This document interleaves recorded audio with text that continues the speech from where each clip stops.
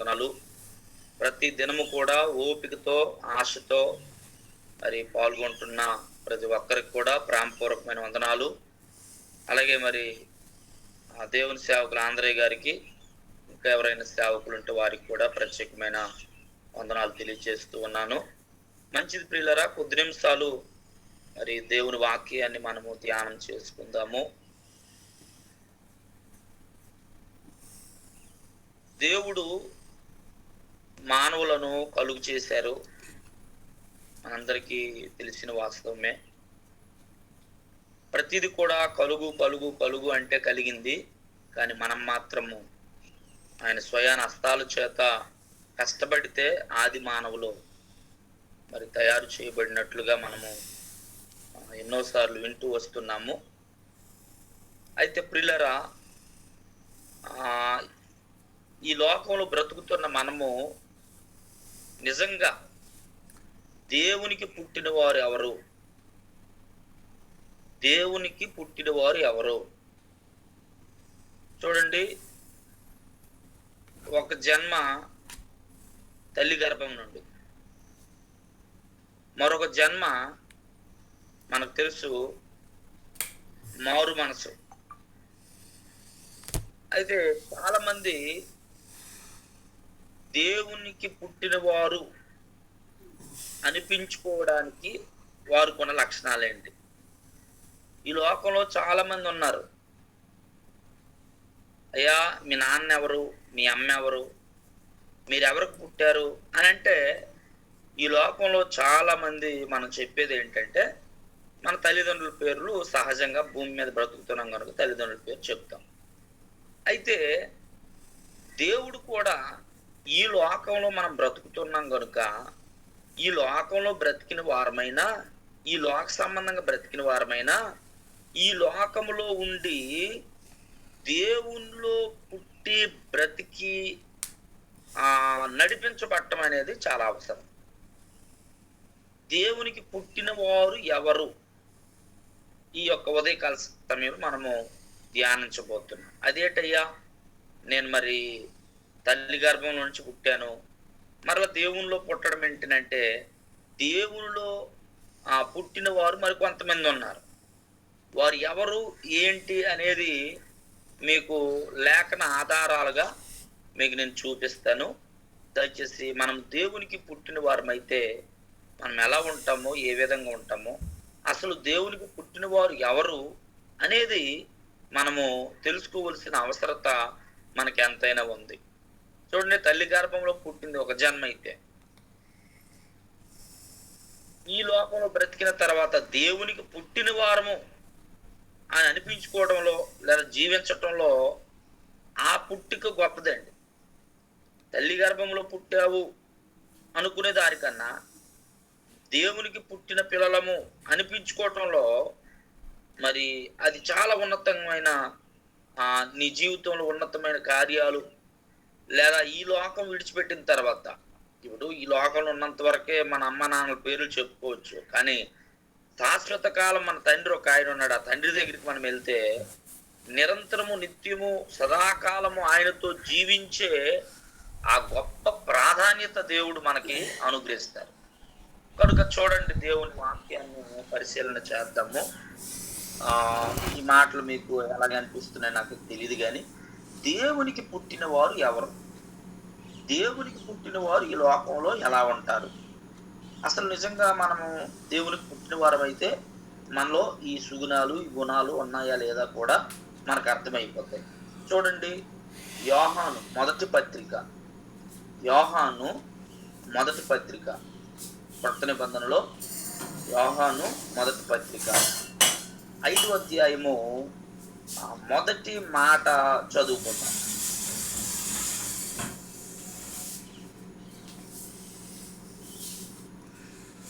యోహాను పత్రిక. యేసే క్రీస్తై ఉన్నాడని నమ్ము ప్రతివాడును దేవుని మూలముగా పుట్టి ఉన్నాడు. చాలు. ఓకే, మంచిది ప్రియులరా, మనము చదువుకున్నాం. మీకు ఇప్పుడు అర్థమవుతుంది. యేసే క్రీస్తై ఉన్నాడని నమ్ము ప్రతివాడును దేవుని మూలముగా పుట్టి ఉన్నాడు. ఈ మాట మీరు అండర్లైన్ చేసుకోండి. యేసు అనగా రక్షకుడు, క్రీస్తు అనగా అభిషక్తుడు. యేసు క్రీస్తుని మరి ఎవరైతే నమ్ముతున్నారో ఆయన మరి క్రీస్తు ఉన్నాడని, యేసు రక్షకుడు, క్రీస్తు అభిషక్తుడు అని ఎవరైతే నమ్ముతున్నారో వారు దేవుని మూలముగా పుట్టి ఉన్నారు. మీకు అర్థమవుతుంది కదా ఎవరు దేవునికి పుట్టినవారు? ప్రియులారా, యేసు క్రీస్తు ఉన్నాడని నమ్ము ప్రతివాడును దేవుని మూలముగా పుట్టి ఉన్నాడు. కనుక అంటే దేవునికి పుట్టడం అంటే ఏంటి? ఆయన నమ్ముకోవడం. దేవునికి పుట్టడము అంటే ఈ లోకంలో కోటాను కోట్ల దేవుడు 133 కోట్లు ఉన్నారని అంటున్నారు. ఉన్నారు. మరి ఈ లోకంలో ఉన్నవన్నీ కూడా చూసిందల్లా, చేసిందల్లా, రకరకాలుగా మనిషి పెట్టుకున్న ఆలోచనలన్నీ కూడా దేవుళ్ళు దేవతలని ఆరాధిస్తూ ఉన్నారు. సృష్టిని ఆరాధిస్తున్నారు, ఆచారాలను ఆరాధిస్తున్నారు, మనిషికి వచ్చే తలంపులను ఆరాధిస్తున్నారు. పిల్లరా, కానీ మనమైతే జీవము కలిగిన దేవుని ఆరాధిస్తున్నాం. ఎంత గొప్పలమండి! ఈ లోకంలో అజ్ఞానంగా బ్రతకటం అనేది చాలా దారుణమైనది. మూర్ఖంగాను ఆచార వ్యవహారాలతో కూడదగిన బ్రతుకు గాని, ఈ రకరకాలైన మనుషులు కల్పించు మాయోపాయములను, లేదా మనుషుల యొక్క పద్ధతులు, లోకానుసారమైన మర్యాద, ఇవన్నీ కూడా దేవుని బిడ్డలారా మరి మనము ఆ దేవుని విధానంలో ఉండే విధానంలో ఉండకుండా చేసే పరిస్థితులు ఎన్నో ఉన్నాయి. కనుక ఇక్కడ దేవుని వాక్యం స్పష్టంగా చెప్తుంది ఏంటంటే, ఆయన నమ్మడంలో మనము దేవుని పిల్లలం, దేవునికి పుట్టిన వారు. ఆయన నమ్ముకుంటే మనము దేవునికి పుట్టిన వారు. మీకు ఇంకొక మాట చెప్తాను. అందులోనే 4వ అధ్యాయము 15వ వచనంలో ఇలా రాయబడి ఉంది. చూడండి, యేసు దేవుని కుమారుడని ఎవడు ఒప్పుకొనునో వానిలో దేవుడు నిలుచున్నాడు, వాడు దేవుని యందున్నాడు. ప్రియులారా, ఈ విషయాన్ని కూడా మనము ఆలోచించాలి. ఆయన దేవుని కుమారుడని మనము ఒప్పుకోవాలి. యేసు దేవుని కుమారుడని ఎవరు ఒప్పుకొనునో వానిలో దేవుడు నిలిచి ఉన్నాడు, వాడు దేవుని యందు ఉన్నాడు. చూడండి, అది తర్వాత మనము ఈ అధ్యాయాలు కానీ చదివితే, ఆయనను ఒప్పుకోకపోతే అతడు అబద్ధుడవుతాడు. ఆయన ఒప్పుకోకపోతే ఆయనకు పుట్టినవాడు కాదు. మరి ఈ మాటలన్నీ కూడా మనం చూస్తాం. మనం అనేక మంది ఎదుట ఆయన రక్షకుడని, ఆయన క్రీస్తుని, ఆయన దేవుని కుమారుడని, ఆయనే సాక్షాత్తు దేవుడు అని మనము ఒప్పుకోవాలి. తెలియబెట్టాలి అంటే ఒప్పుకున్నవాడు నమ్మగలుగుతాడు, ఒప్పుకోలేని వాడు నమ్మలేడు. ఏదైనా నువ్వు ఒప్పుకుంటేనే నమ్ముతావు. కనుక ఆ ఒప్పుకోవడంలో మనం ఎప్పుడు కూడా తప్పిపోకూడదు. ఎన్ని కష్టాలు వచ్చినా, నష్టాలు వచ్చినా, బాధలు వచ్చినా యేసు క్రీస్తుని నమ్మే మనం బ్రతకాలి. చివర ప్రాణం పోయినంత వరకు కూడా ఆయన నమ్ముతూనే మన కాలాన్ని, మన జీవితాన్ని మనం ముగించే వారంగా ఉండాలని ప్రభు పేరిట మనవి చేస్తున్నాం. ఎందుకంటే ఆయన నమ్ము ప్రతి వాడు అతడు దేవునికి పుట్టినవాడు. కనుక మనం దేవుని నమ్మాం, చాలా మంచిది. నమ్మిన మనము నమ్మకంగా ఉండాలి. నమ్మిన మనము దేవుని విడిచిపెట్టకుండా ఉండాలి. నమ్మిన మనము ఏమాత్రం కూడా పక్కకు త్రొలగకుండా ప్రతి ఒక్కరు ఎదుట ఆయనను గూర్చి మనము ఒప్పుకోవాలి. ఆయనే దేవుడై ఉన్నాడు, ఆయనే రక్షకుడు, ఆయన్ని నమ్ముకున్నాను అంటే అవతలోళ్ళు నమ్ముతారా లేదా అనేది పక్కన పెడితే మనము ఎలా నమ్మామో ఆ నమ్మకాన్ని గూర్చి మాత్రం ఖచ్చితంగా దృఢంగా చెప్పగలగాలి.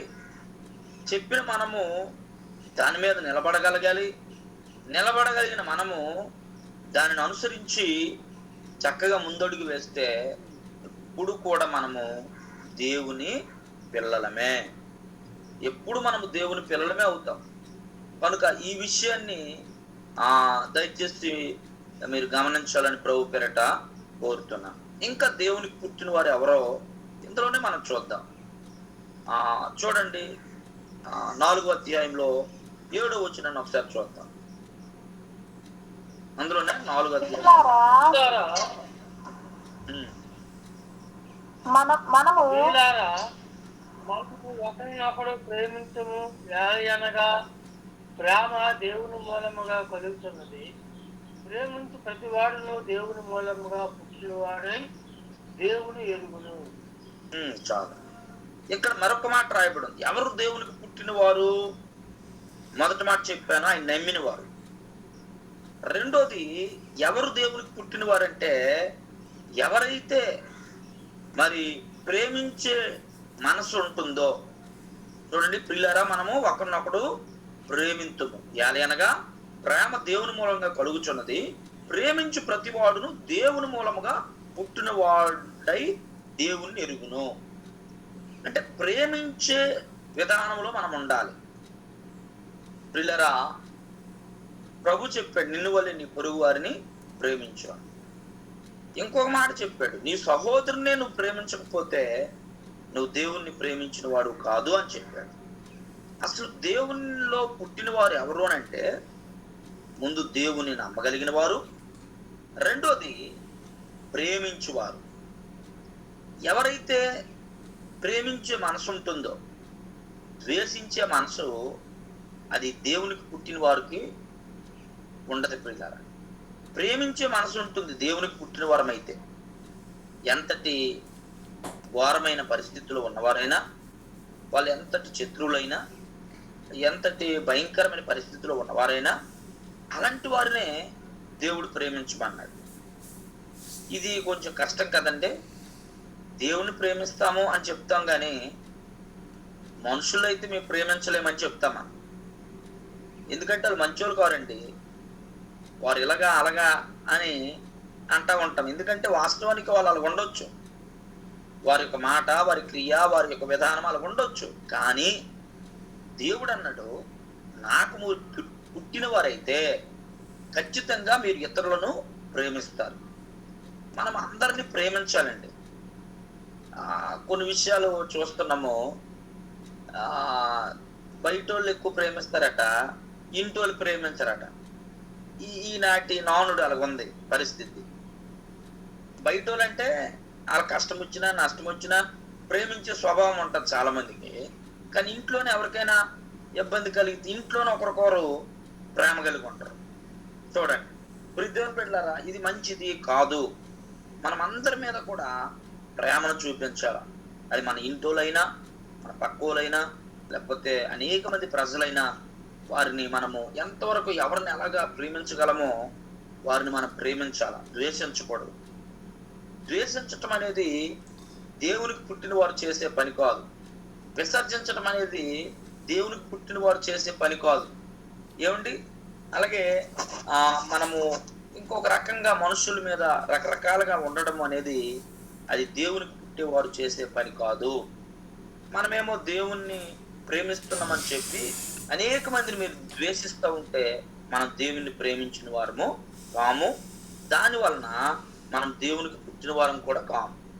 ఈ ఉదయకాల సమయంలో దేవుని ప్రేమిస్తున్నాము, లేదా దేవుని ప్రేమలో ఉంటున్నాము, లేదా దేవునికి పుట్టిన వారము, మేము దేవుని పిల్లలము ఖచ్చితంగా నువ్వు చెప్పగలగటానికి ఒక రుజువు ఏంటంటే నీవు ఇతరులను ప్రేమించగలగాలి. ఇతరులకు సహాయం చేయగలగాల, ఇతరులను గౌరవించగలగాల, ఇతరులకు సేవ చేయగలగాల, ఇతరులకు సువార్తను ప్రకటించగలగాల, ఇతరుల విషయమై పరిచర్య చేసేవారమై ఉండాలి. ఇది ఆ విధంగా ఉండేవాడే దేవునికి పుట్టినవాడని మనం ఈజీగా అర్థం చేసుకోవచ్చు. అర్థమవుతుంది కదండి. కనుక ప్రియులారా, మరి రెండో మాటగా ప్రేమించు ప్రతివాడు దేవునికి పుట్టినవాడు. మూడో విషయాన్ని చూద్దాం. చూడండి, మూడో విషయాన్ని చూద్దాం పిల్లరా. 3వ అధ్యాయము 2వ అధ్యాయం 29వ వచనం చూద్దాం. అందులోనే మొదటి యోహాను పత్రిక 2వ అధ్యాయము 29వ వచనం.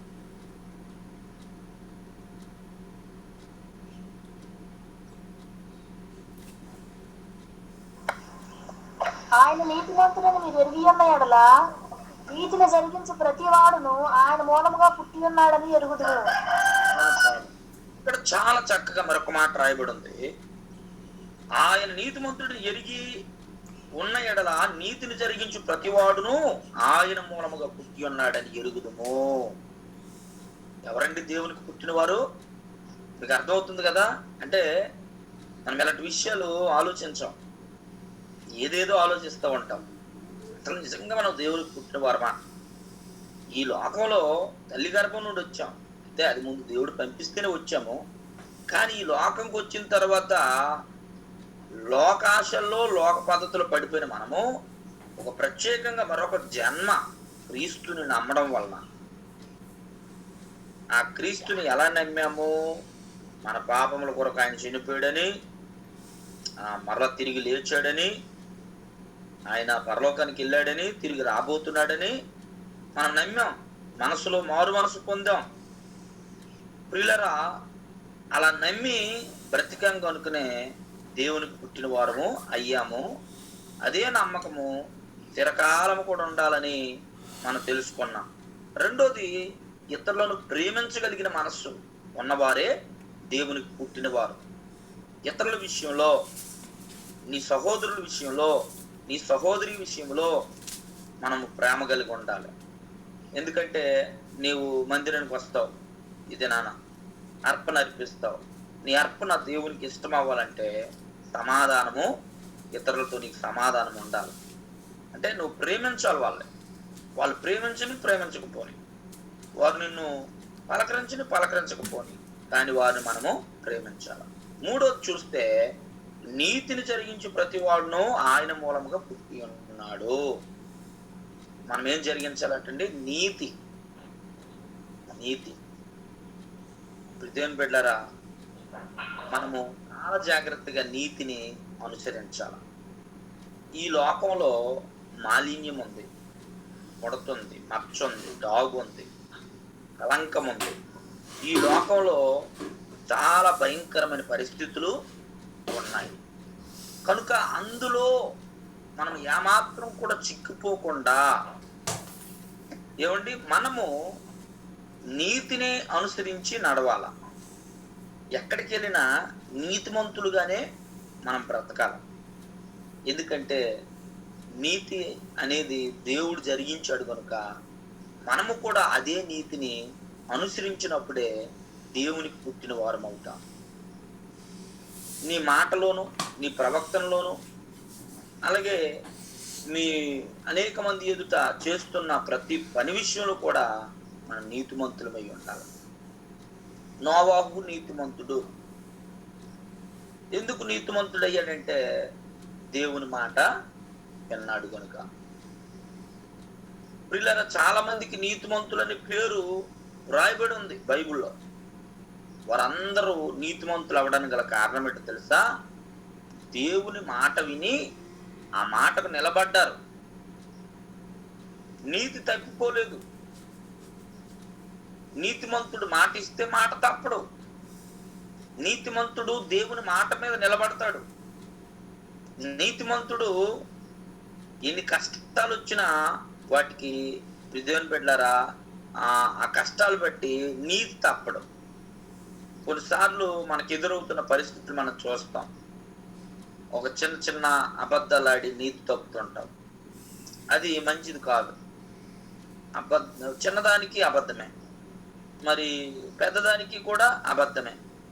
ఏదైనా లాభం వస్తుందంటే దానికోసం కూడా ఎన్నో అబద్ధాలు అంటే చెయ్యరానివి మనము చేయడం వల్ల, అబద్ధం ఆడటం వల్ల మనకు తెలియకుండానే కొన్ని విషయాలు పర్వాలేదులే అని అనుకొని మనం నీతి తప్పుతూ ఉంటాం. ఎక్కడ కొట్టుకెళ్ళావు, ఒక వస్తువు కొన్నావు, నీవు ఒక ఎంతో ఇచ్చావు, ఆయన తీసుకోకుండా నీకు ఇంకెక్కువ ఇచ్చాడు అనుకోండి, అప్పుడే నేను కొన్న వస్తువుకి ఎంత అయ్యింది, నేనేమి ఎక్కువ తీసుకున్నాను, ఇది మంచి పద్ధతి కాదు అని తెలుసుకొని మరలా ఆయనకి ఇచ్చేయాలి. అదేనా తక్కువ అయితే మనం ఇస్తాం, ఎక్కువ అయితే ఇస్తామండి. ఎక్కువ వచ్చింది అనుకోండి ఇస్తామా, ఇవ్వాలి. అది నీతి అంటే. ఎవరిని మోసం చేయకూడదు నీతిమంతుడు. ఎవరి మీద ఏ విధంగా కూడా మనము నష్టపరచకూడదు. మన వల్ల ఎవరికి ఏ విధంగా కూడా బాధ అనేది కలగకుండా మనం బహు జాగ్రత్తగా ముందడుగు వేయవలసిన అవసరత మనకి ఎంతైనా ఉన్నది. ఎందుకంటే నీతి ఎప్పుడు కూడా తప్పిపోకూడదు. నీతిమంతులుగానే మనం బ్రతకాల. నీతిమంతులను దేవుడు కాపాడతాడు అంటే కడుపు నిండా వారు భోజనం చేస్తారు, పలుగు ఆపదల నుండి తప్పిస్తాడు. గొప్ప ధననిధి అంటే ధనవంతులు అయిపోతారండి నీతిమంతులు. ఎందుకంటే నీతిమంతులు అంటే దేవుడికి ఇష్టం. నీతిమంతులు అంటే పాపులను నేను పిలవచ్చు, నీతిమంతులు పిలవరాలేదు అన్నాడు కదా. పాపులమైన మనలను నీతిమంతులుగా నిలబెట్టి ఆయనకు పుట్టిన వారికి చేసుకోవడమే దేవుని ఉద్దేశం. కనుక నీతి అంటే ఆయనకు చాలా ఇష్టం. పాపులను పిలవచ్చాడు కానీ పాపం ఆయనకి ఇష్టం లేదు. పాపులను ఎందుకు పిలిచాడు అంటే నీతిమంతులుగా చేసి వారు నిలబెట్టడానికి పిలిచాడు. ఆ నీతిమంతులు అయినప్పుడు దేవునికి పుట్టిన వారని మనం ఈజీగా అర్థం చేసుకోవచ్చు. మనం అలాగే ఆ విధంగానే బ్రతకటానికి మనం ఇష్టపడితే ఖచ్చితంగా దేవుడు మన జీవితంలో ఎన్నెన్నో కార్యాలు చేస్తాడు. పిల్లారా, నువ్వు ఇతరుల కోసం ప్రార్థన చేస్తే నీ ప్రార్థన దేవుడు అంటాడు. నువ్వు ఇతరులకు సహాయపడితే నీకు దేవుడు సహాయపడతాడు. ఎప్పుడు కూడా గుర్తుపెట్టుకోండి. అలాగే నువ్వు నీతిని జరిగిస్తే, ఎక్కడికి వెళ్ళిన నీతిని జరిగిస్తే నీ నీతే నిన్ను రక్షిస్తుంది. అందుకే నా నీతిని రాజ్యాన్ని వెతకండి అన్నాడు. అంటే దేవుని యొక్క రాజ్యం కట్టబడాలంటే నీతి ఉండాలి. దేవుని రాజ్యం స్థాపించబడాలంటే నీతి ఉండాలి. నీతి లేకుండా దేవుని రాజ్యం రాదు. నీతి ఉంటేనే దేవుని రాజ్యం వస్తుంది. నీతి లేకపోతే దేవుని రాజ్యము రాదు, మనము వెళ్ళలేము, పొందుకోలేము. ఆ విషయాన్ని జ్ఞాపకం చేసుకున్నాను. కనుక నీతిమంతులుగానే మనం బ్రతకాలి పిల్లారా. ఎన్ని పరిస్థితులు ఉన్నా కూడా మనం నీతిమంతులుగానే బ్రతకాల. నీతిమంతులకు బ్రతకటానికి మనము చాలా ఇష్టపడాలి ప్రియదేవుని బిడ్డలారా. నీతిమంతులకు బ్రతకటానికి చాలా చాలా మరి ఈ లోకంలో ఎన్నో ఆటంకాలు, అభ్యంతరాలు వస్తాయి. వచ్చినప్పుడు మనం నీతిని కాపాడుకోవాలా, నీతిలో నిలబడాలా, నీతిమంతులుగా జీవించాలా. అప్పుడు ప్రభు అన్నాడు కదా, నీతిమంతుల యొక్క ప్రార్థన కూడా నేను ఆలకిస్తాను. ఇప్పుడు నోవహు యొక్క ప్రార్థన ఆలకించాడు కదా ఏమండి. అలాగే భక్తుల యొక్క ప్రార్థన దేవుడు ఆలకించాడు కదా. నీతిమంతులైన వారిని ఎవరిని కూడా విడిచిపెట్టలేదు కదా. నీతిమంతులు ఉంటే ఆ పట్టణమైనా, ఆ మనుషులైనా, ఆ కుటుంబమైనా ఆయన కాపాడడానికే కదా ఆయన యొక్క ప్లాన్, ఆయన ఉద్దేశం. నీతిమంతుడిని కాపాడటమే ఆయన యొక్క ధ్యేయం అండి. కనుక ప్రియదేవుని బిడ్డలారా, ఒక్కసారి మీరు ఆలోచించండి. నీతిని మనం జరిగించినట్లయితే ఆయనకు మనం పుట్టిన వారం అవుతాము. ఆయనకు మనం పుట్టిన వారం అవుతాం. 4 విషయాన్ని కూడా చూద్దాం. చూడండి, 4 విషయాన్ని కూడా చూద్దాము. ప్రియదేవుని బిడ్డలారా, అదే యోహాను సువార్త, యోహాను పత్రిక 3వ అధ్యాయము 9వ వచనం చదవండి. 3వ అధ్యాయం 9వ. మూలముగా పుట్టిన ప్రతి వానిలో ఆయన బీజం ఇచ్చిన గనుక వాడు పాపము చేయడు. వాడు దేవుని మూలముగా పుట్టినవాడు గనుక పాపము చేయజాలడు. చూడండి, లాస్ట్ ఫైనల్ గా ప్రియదేవుని బిడ్డలారా, ఇక్కడ రాయబడి ఉంది నిజంగా చక్కనైన మాట. దేవునికి పుట్టినవాడటండి పాపము చేయుడు. దేవునికి పుట్టినవాడు ఆయన బీజం ఉంటదట మనలో. దేవునికి పుట్టినవాడు దేవుని బిడ్డ పాపము చేయజాలడు. చక్కలైన మాట అండి. పాపము చేయజాలడు. పాపం చేయటానికి ఆ మాత్రం కూడా అవకాశం ఇవ్వడు ప్రియమైన బిడ్డలారా. నిజంగా ఒక్కసారి మీరు ఆలోచించండి. నీలో నాలో పాపం ఉందా? ఏమండి, నీలో నాలో అసూయ ఉందా? పాపాలంటే ఏంటో కూడా మనకు తెలుసు. దేవుని చిత్తమైతే వచ్చే వారము పాపపు చెట్ట ఏంటో నేను చెప్తాను. మీరు పాపపు చెట్ట, పాపం అంటే ఏంటో ప్రతిదీ కూడా పాపం దేన్ని అంటారు అనేది నేను మీకు తెలియచేస్తాను దేవుని చిత్తమైతే వచ్చే వారంలో. కనుక ఆలోచించండి, పాపం అనేది చాలా భయంకరమైనది. పాపం అనేది ఈ లోకంలో కంట్రోల్ చేసుకోవాలండి, కంట్రోల్ చేసుకోవాలి. మనము చాలా ఆశా నిగ్రహము కలిగి ఏమండి చాలా చక్కగా మనము కంట్రోల్ చేసుకొని చాలా జాగ్రత్తగా ఉండాలి. ఎందుకంటే చూపులు వాళ్ళు చెడిపోతున్నారు, ఆలోచనలు వాళ్ళు చెడిపోతున్నారు, తలంపులు వాళ్ళు చెడిపోతున్నారు. అనేక విషయాల్లో మానవుడు చెడిపోతున్నాడు. అనుకుంటున్నారు చాలా మంది, నేను దేవునికి పుట్టిన వాడిను అని అనుకుంటున్నారు. మరి నువ్వు పాపములో బ్రతుకుతుంటే, పాపంలో జీవిస్తుంటే, పాపాల్లోనే నీ జీవితాన్ని నువ్వు గడిపి ముందుకు వెళ్తుంటే దేవునికి పుట్టిన వారు ఎవరు అవుతామండి? పాపము దేవునికి ఇష్టం లేదు కదా. పాపం అంటే ఆయన సహించడు కదా అండి. కనుక పాపానికి శిక్ష ఉంది కదా, పాపానికి తీర్పు ఉంది కదా. ఏమండి, పాపము ఎంత తప్పు చేస్తున్నామో అది మూట కట్టుకుంటది కదా. పాపము శాపభరితంగా మారుస్తుంది కదా. పాపము అగ్నిలో పడవేస్తుంది కదా. పాపము ఈ భూమి మీద మనిషిని నాశనం చేసి చనిపోయిన తర్వాత నరకానికి తీసుకుని వెళ్ళిపోద్ది కదా. మరి ఇలాంటి పాపాన్ని మరి కడగడానికి, శుద్ధీకరించడానికి, క్షమించటానికి, తొలగించటానికి ఏమండి యేసుక్రీస్తు వారి లోకానికి వచ్చి తన విలువైన రక్తాన్ని కార్చారు కదండి. అయితే ఆయన రక్తాన్ని కార్చారని నమ్మిన నీవు ఆయన రక్తపు జల్లుల చేత, ఆయన రక్తము చేత మనము పవిత్రపరచబడిన మనము పవిత్రులుగానే బ్రతకాల. దాని కొరకు ప్రయాసపడాల. పవిత్రంగా బ్రతుకుటకు ప్రయాసపడాల, పరిశుద్ధంగా బ్రతుకుటకు ప్రయాసపడాల. దానికోసం నీకు ఆశా నిగ్రహం ఉండాలి, కంట్రోల్ చేసే మనసు ఉండాలి, తట్టుకునే మనసు ఉండాలి, నిలబెట్టుకునే మనసు ఉండాలి. ఏమండి, అందులో నువ్వు పాపం విషయంలో జయించగలిగితే నిజంగా దేవుడు ఎంత నీ పక్షాన కార్యాలు చేస్తాడంటే ఎన్ని కాదండి.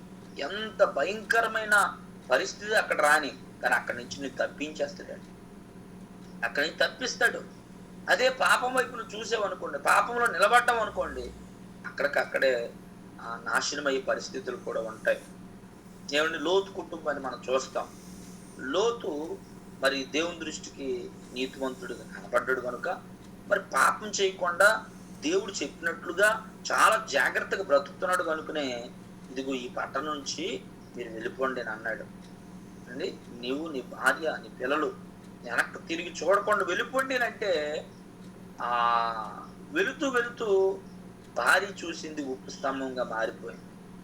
ఏ వైపు చూడొద్దన్నాడు ఆ వైపు చూసింది కనుకనే, ఏది చెయ్యొద్దన్నాడు అది చేసింది కనుకనే. దేవుని మాట ధిక్కరించినప్పుడు, దేవుని మాట చేయకపోయినప్పుడు అది పాపమే. కనుక ప్రియులారా, అలాంటి పాపం వలన భార్య శాపంగా మారిపోయింది ప్రియులారా. కానీ ఆ యొక్క నోవాహు తన పిల్లలు రక్షించబడ్డారు.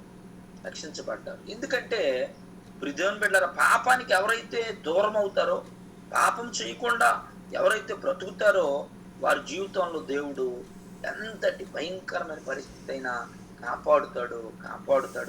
ఆయన ఏ విధంగా నిన్ను ఆదరించాలో, బలపరచాలో, సేద తీర్చాలో, నడిపించాలో ఆయన తెలుసు. ఈ రోజున భయంకరమైన రోగాలు కారణం పాపమే. అశాంతి, నెమ్మది లేని పరిస్థితి పాపమే. ఏమండి, ఇంట్లో అలసడి పాపమే, గందరగోళం పాపమే, అర్థం చేసుకోలేని మనసు పాపమే, మూర్ఖపు మాటలు ఏంటి హెచ్చించుకునే మనసు, గర్వపు విధానము, ఇవన్నీ కూడా కంట్రోల్ చేసుకోవాలా. నేటి సమాజం భయంకరంగా ఉంది కనుక కంట్రోల్ చేసుకోవాలండి. ఇదంతా కూడా మనం తప్పించుకోవాలా, పాపం నుండి తప్పించుకోవాలా, మరి ఈ లోక సంబంధమైన పరిస్థితుల నుండి మనం తప్పించుకోగలగాల. చివరగా నేను ఒక మాట చెప్పి నేను ముగిస్తాను, జాగ్రత్తగా వినండి. కంట్రోల్ చేసుకునే మనసు ఉంటే నీవు గొప్పవాడు అవుతావు. దేవుని దృష్టిలో చాలా యోగ్యం కలిగిన వారంగా, నిజంగా దేవుని పుట్టిన వారు ఎవరంటే వాళ్ళేనండి. పాపం చేయకుండా ఆ దేవుని బీజం వాళ్ళు ఉండి ఏమండి ఎప్పుడు కూడా పాపానికి మాత్రం అవకాశం ఇవ్వకుండా బ్రతకగలిగిన వాళ్ళు వాళ్ళేనండి. చివరికి ఈ మాట చెప్పి నేను ముగిస్తాను. చూడండి, క్లాస్లో ఒక ఇద్దరు 20 మంది పిల్లలు ఉన్నారట. టీచర్ మాస్టర్ గారు చెప్పారు, 5 స్టార్ చాక్లెట్ అందరికి ఇచ్చారట. ఇచ్చి మీ చేతితో పట్టుకోండి అని చెప్పారట. ఆ పట్టుకోండి అని చెప్పిన ఆ చాక్లెట్ని మీరు కొంచెం సగం ఇప్పండి అని అన్నాడట. అలాగే పట్టుకోవాలి, నేను బయటికి వెళ్ళి వస్తాను, ఒక 5 నిమిషాలు మీరు అలాగే పట్టుకొని ఉండండి అని అన్నాడట. ఈ పిల్లలు కదా, ఇప్పుడు దేవుని బిడ్డలు జాగ్రత్తగా ఉండండి. అంటే ఎందుకు ఈ మాట చెప్తున్నట్టు మనకు అర్థం అవడానికి. ప్రతి పిల్లవాడు కూడా మేస్టర్ ఎలా చెప్పారో అలా పట్టుకొని ఉన్నారు ఇప్పిసి. ఇప్పుడు అది చూస్తుంటే నోరు ఊరిపోతుంది, వాళ్ళకి తినాలనిపిస్తుంది. అయితే చాలా మంది అది చూసి నోరు ఊరిపోయి తట్టుకోలేక చాలా మంది తినేశారు. ఆ మేస్టర్ వచ్చేలోపు 30 వాట తినేశారండి. మాస్టర్ గారు చెప్పారు, మీరు 5 నిమిషాల వరకు అది పట్టుకోండి అని చెప్పారు. కానీ ఆ పిల్లలు మరి ఆ విషయాన్ని తట్టుకోలేక వారు తినేశారు. అయితే అందులో 20 మంది పిల్లల్లో 4 మాత్రమే మేస్టర్ చెప్పారు పట్టుకొని ఉంచమన్నారు అని పట్టుకొని పట్టుదలతో ఆ 4 పిల్లలు పట్టుకొని ఉంచారండి. మిగతా పిల్లలందరూ కూడా తినేశారు, 30 వాడు తినేశారు. కానీ 4 మాత్రము అలా పట్టుకొని ఉన్నారటండి. అంటే ఎంత ఆశా నిగ్రహం చూడండి. ఈ లోకంలో ఈ ఆశా నిగ్రహం లేకపోతే పిల్లరా, అంటే ఈ ప్రతి దానికి కూడా నిగ్రహం అనేది అవసరం. ప్రతి దానికి కంట్రోల్ చేసుకునే విషయం అవసరం. నువ్వు వెళ్ళే చోటు మంచిది కాదు, వింటున్న పరిస్థితులు మంచివి కాదు, జీవిస్తున్న విధానాలు మంచివి కాదు, మనుషులు విధానాలు కూడా ఏవి మంచివి కాదండి. పరిస్థితులన్నీ కూడా చాలా గందరగోళంగా ఉన్నాయి. అలాంటప్పుడు నీకు సెల్ఫ్ కంట్రోల్, అలాగే వివేచన. ఏమండి, ఆ పిల్లలు తినేసారు. ఈ 4 మాత్రమే వాళ్ళు పట్టుకొని మాస్టర్ చెప్పినట్లుగా వారు విని నిలబడ్డారు. వాళ్ళు ఆ రోజు విన్నది, ఆ రోజు ఆ విధంగా ఉన్న వారు అట చాలా, వాళ్ళు పెద్ద అయిన తర్వాత చాలా గొప్పవారు అయ్యారట. ఈ పిల్లలందరూ కూడా ఒకడేమో తాగుబోతుగా తిరిగిపోతుగా, ఒకడేమో ఇంకో రకంగా వీళ్ళందరూ మాస్టర్ చెప్పిన మాట వినకుండా ఉన్న ప్రతి ఒక్కడు కూడా ఆ కంట్రోల్ లేకుండా ఉన్న ప్రతి ఒక్కడు కూడా ఏదో చెడిపోయారట మొత్తం. కానీ 4 మాత్రము, ఎందుకంటే ఆ రోజు పడిన ఆ విత్తనం, ఆ రోజు పడిన ఆ విధానము, ఆ రోజున్న ఆ సెల్ఫ్ కంట్రోల్, ఆ యొక్క పట్టుదల నేటి సమాజంలో వాళ్ళు పెద్దోళ్ళు అయిన తర్వాత చాలా గొప్పవారిగా నిలబెట్టిందట నా 4. మీకు అర్థమైంది కదూ, చెప్పిన మాటలు అర్థమవుతున్నాయి కదండి. దేవునికి పుట్టిన వారు నిజంగా అలాగ ఉండాలండి. ఈ లోకమంతా కూడా పరిస్థితి బాగులేదు కదా, కుటుంబ వ్యవహారాలు, పరిస్థితులు, అలాగే ఎన్నో పరిస్థితులు చూస్తున్నాం. కనుక ఇవన్నీ కూడా దేవుని బిడ్డలారా, మనము దేవుడు చెప్తున్నాడు ప్రతిదీ కూడా ఇలా ఉంటుంది పరిస్థితి అని చెప్తున్నాడు కనుక అర్థం చేసుకొని ఆయనకు పుట్టిన వారిగానే వ్యవహరించాలి తప్ప మనం వేరే విధంగా వ్యవహరించడానికి వీలు లేదు. ఆ పిల్లలు ఎలాగైతే కంట్రోల్గా ఉన్నారో, ఆ పిల్లలు ఎలాగైతే మాస్టర్ చెప్పింది చేశారో, ఏమండి మనం అలాగే నిలబడాలి. ఆ మిగతా వారు నోరు ఊరిపోతుంది. అంటే మనసు చూడండి, ఈ లోకంలో పాప విషయంలో మనసు ఆగదు, తట్టుకోలేరు, ఆగలేరు. ఎందుకంటే అందులో ఒక సంతోషం, ఓ డప్పులు ఆగని ఈ శరీరము అదొక రకంగా తయారవుతుంది. ఇంకోటి ఏదో చూడండి, మనసులో అనుకుంటుంది, అక్కడికి వెళ్తే బాగున్నాం, ఏదో చేస్తే బాగున్నాం. పాపం నేడు క్రైస్తవులు మొన్న ఎంతమంది వెళ్ళిపోయారు. చాలా మంది క్రైస్తవులు కూడా ఆ వెనకతలు తిరిగి తాగి ఆడి పాడినోళ్ళు కూడా లేకపోలేదండి. ఎంతో మంది భయంకరమైన పరిస్థితుల్లో చాలా మంది ఉంటున్నారండి. కనుక మనమైతే దేవునికి పుట్టిన వారమై ఉండాలా, దేవునికి పుట్టిన వారమై రుజువు చేసుకోవాలి. ప్రియమైన బిడ్డలారా, నేను దేవునికి పుట్టిందాను, నేను దేవునికి పుట్టిన వాడినని